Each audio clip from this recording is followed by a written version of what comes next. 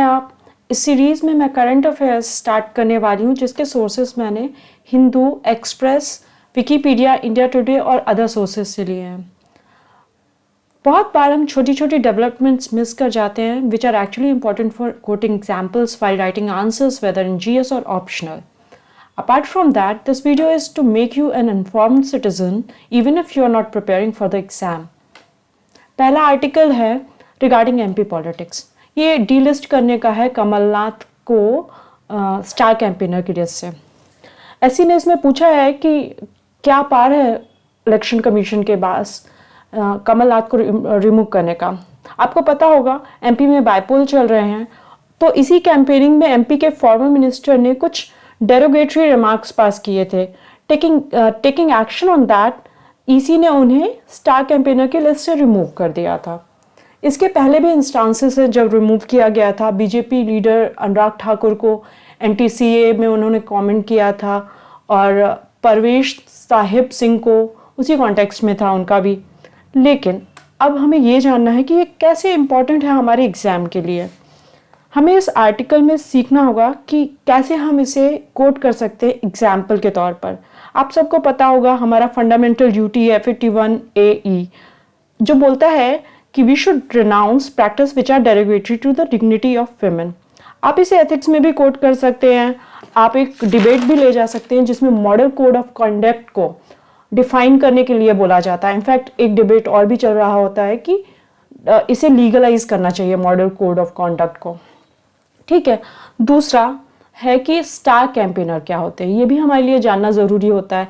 जैसा कि आप देख रहे हैं स्लाइड्स में, सेलिब्रिटी वोट सीकर होता है। ये कोई फिल्म स्टार भी हो सकता है या फिर कोई पॉलिटिशियन भी हो सकता है। अब हमारे लिए ये जानना ज़रूरी है कि क्या कोई लॉ है इसको लेकर। नहीं, कोई भी लॉ नहीं है इसे लेकर। ये वॉलंटरी होता है, पॉलिटिकल पार्टी अपने हिसाब से नॉमिनेट कर सकती हैं स्टार कैंपेनर्स को। अब इनके नंबर भी डिसाइडेड है। अगर रिकॉग्नाइज्ड पार्टी है तो उसका 40 होगा और अगर अनरिकॉग्नाइज्ड पार्टी है तो उसका 20 होगा। लेकिन फ़ायदा क्या है स्टार कैंपेनर का, अब आप ये भी जानना चाहते होंगे। तो फ़ायदा इसका ये है कि इंडिविजुअल कैंडिडेट का एक एक्सपेंडिचर लिमिट होता है जो कि 70 लाख है मोस्ट ऑफ द स्टेट्स में। बट अगर आप स्टार कैंपेनर हैं तो आपके एक्सपेंडिचर इंडिविजुअल कैंडिडेट के खर्चे में नहीं जाते हैं, वो पार्टी के एक्सपेंडिचर में जाते हैं, जो कि अभी किसी लिमिट के अंदर नहीं आता है। और यही एक डिमांड है जो इलेक्टोरल रिफॉर्म की फंडिंग से रिलेटेड है। ठीक है।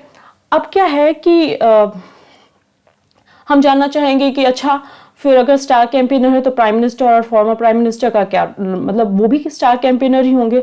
वो एक्चुअली एक्स ऑफिशियो टाइप का समझिए कि हाँ, वो प्राइम मिनिस्टर और फॉर्मर प्राइम मिनिस्टर होते हैं, वो स्टार कैंपेनर ही होते हैं और उनका एक्सपेंडिचर जो सिक्योरिटी वगैरह का है वो गवर्नमेंट बेयर करती है। चलिए इसको ऐसे डिफरेंस से देखते हैं।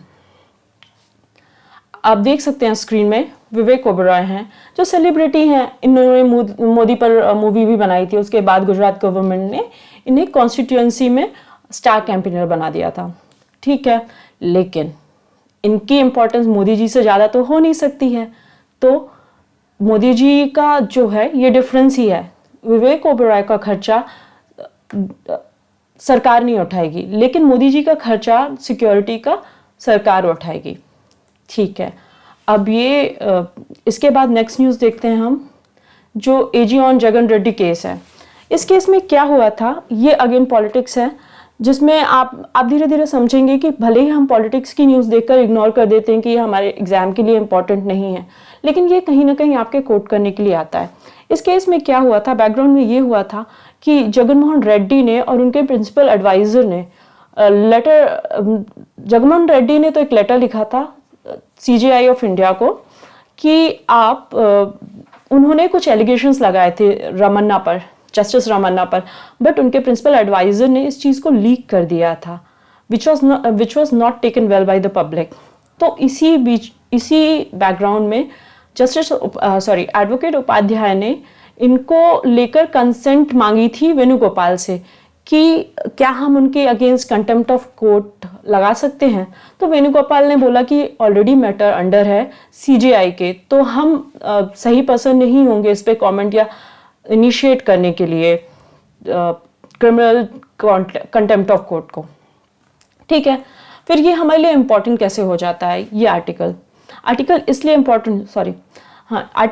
इम्पॉर्टेंट हो जाता है क्योंकि contempt of court constitution of India में दिया हुआ है, जो आर्टिकल 129 के अंडर आता है और अदर आर्टिकल से भी फ्लो करता है। बेसिकली ये होता क्यों है? ये इसलिए होता है कि जो हमारी फेथ है जुडिशरी पे वो हमेशा बनी रहे, क्योंकि जुडिशरी एक ऐसा इंस्टीट्यूशन है जिसका इंडिपेंडेंस होना ज़रूरी है for the stability of the government और पॉलिटी ऑफ द स्टेट। ठीक है, और अगर इरोड होने लग जाएगा तो लास्ट फेथ तो हम जुडिशरी पे रखते हैं कि वो जुडिशरी ही जस्टिस करेगी। इन केस हमारा फेथ इरोड होता जाएगा तो केओस मच जाएगा। बहुत बार आप देखे होंगे right to livelihood, right to life, right to dignity, ये सारे जजमेंट्स बहुत ज़्यादा एक्सपेंसिव होते हैं, बहुत ज़्यादा एम्पलीफाई करके judiciary actually gives meaning to our lifes. तो इसलिए ज़रूरी हो जाता है कि हमें फेथ बना रहे जुडिशरी पे। ठीक है, फिर और दूसरी तरह से कैसे इंपॉर्टेंट है ये आर्टिकल हमारे लिए? एक्चुअली प्रिंसिपल एडवाइज़र थे जिन्होंने पब्लिक में रिलीज़ कर दिया इस लेटर को, which was not right considering कि वो इतनी ऐसे फिगर हैं और इतनी डिग्निफाइड पोस्ट पे हैं, तो इस तरह से उनका बायस्ड होना उनकी इंटीग्रिटी को क्वेश्चन करता है। तो अगर आप देखेंगे कि इतनी अच्छी पोस्ट में लोग पॉलिटिकली बायस्ड हैं तो अल्टीमेटली आपका फेथ इरोड हो जाएगा उस पोस्ट पर। इसलिए ज़रूरी है कि हम इस तरह के कॉन्डक्ट से पहले एक बार दो बार सोचें कि कैसे ये इम्पैक्ट करेगा सोसाइटी को। ठीक है, फिर थर्ड आर्टिकल है। एक्चुअली ये आर्टिकल इतना इम्पॉर्टेंट नहीं है, बस स्टेट पीएससी के लिए हम लोग के लिए ये जानना ज़रूरी है कि फर्स्ट इंडिया बॉर्न मिनिस्टर हैं जो न्यूजीलैंड की होंगी, प्रियंका राधाकृष्णन। ऐसे इसे लिंक कर सकते हैं फॉरेन पॉलिसी से। अगर कोई इंडियन हो जो मिनिस्टर है दूसरे कंट्री का, तो हमारे लिए एक तरह से पॉलिसी, फॉरेन पॉलिसी उसके साथ बनाने में कॉर्डियल हो सकती है। और मोस्ट ऑफ द केसेस में अपवर्ड ट्रेजेक्ट्री होता है उसके बाद, क्योंकि हम मिनिस्टर के साथ बहुत अच्छे से कम्युनिकेट कर पाते हैं। इसलिए फिर फोर्थ आर्टिकल है गोवा जो प्रोटेस्ट कर रहे हैं एनवायरनमेंट के लिए, एनवायरनमेंट कंजर्वेशन के लिए। तो इसमें क्या है, इस केस में एक्चुअली ये है कि बहुत सारे इंफ्रास्ट्रक्चर प्रोजेक्ट्स हैं जो गवर्नमेंट इनिशिएट करने वाली है गोवा में। तो गोवंस को ये लगता है कि basically government is doing is कि वो गोवा को कोल ट्रांसपोर्टेशन का हब बना दे रही है।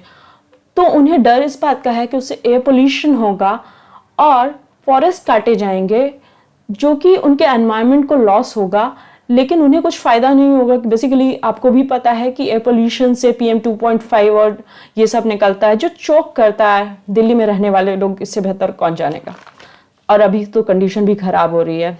तो that's it from my side. Thank you for watching my video. अगर आपको पसंद आया हो तो लाइक करें, सब्सक्राइब करें, और अगर आपको लगता है कि कोई इम्प्रूवमेंट चाहिए मुझे तो आप प्लीज़ कमेंट करें। I am always open to improvement. Thank you so much.